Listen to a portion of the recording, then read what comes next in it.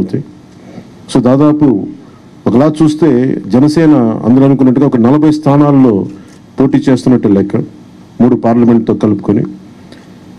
నేను కూడా ఈ అలయన్స్ బలంగా ఉండాలి, టీడీపీ జనసేన అలయన్స్ బలంగా ఉండాలి అంటే నేను కూడా ప్రత్యేకించి భారతీయ జనతా పార్టీని దృష్టిలో పెట్టుకొని కూడా నా సీట్లని కుదించుకోవడం జరిగింది.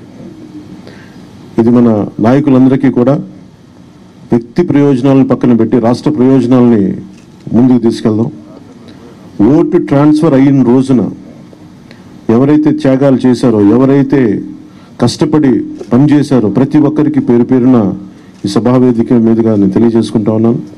ప్రతి ఒక్కరికి మీ ప్రతిభతోటి, మీ సమర్థతతోటి, మీ అనుభవం ఎలా ఉందో దానికి తగ్గ ప్రతిఫలం ఉంటుంది. భవిష్యత్తులో పదవులు మన ప్రభుత్వం స్థాపించిన వెంటనే ఎలాంటి పదవులు మీ సమర్థతకి, మీ ప్రతిభకి తగ్గట్టుగా ఖచ్చితంగా మీకు అండగా ఉంటామని తెలియజేసుకుంటూ, ప్రతి జన సైనికులకి, ప్రతి వీర మహిళలకి, ప్రతి జనసేన మద్దతుదారులందరికీ కూడా మన ఓటు టీడీపీకి వెళ్ళటం ఎంత ముఖ్యమో టీడీపీ ఓటు కూడా మనకు రావడం అంతే ముఖ్యం.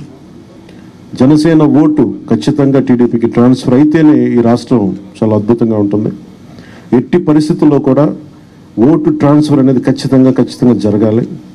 అందుకని ఎలాంటి పొరపచ్చాల మధ్యలో 1-2 వచ్చినా, వైసీపీ దుష్ట పన్నాగాలు పని ఏదన్నా ఎలాంటి విభేదాలు సృష్టించినా వాటిని మేమందరం సమర్థవంతంగా ఎదుర్కోవడానికి, కలిసికట్టుగా ఎదుర్కోవడానికి మేము పూర్తి సంసిద్ధతతో ఉన్నాం.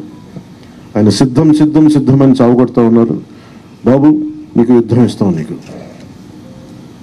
అది ఎందుకు యుద్ధం చేస్తామంటే ప్రజలు తిరిగి ఆంధ్రప్రదేశ్ని గాడిలో పెట్టడానికి యుద్ధం చేస్తాం నీకు. అయితే మనస్ఫూర్తిగా ప్రజలందరికీ కూడా చాలా శుభదినం. మనం ప్రభుత్వాన్ని స్థాపిస్తున్నాం, మనం గెలుస్తున్నాం. జై జనసేన, జై టీడీపీ, జై హింద్.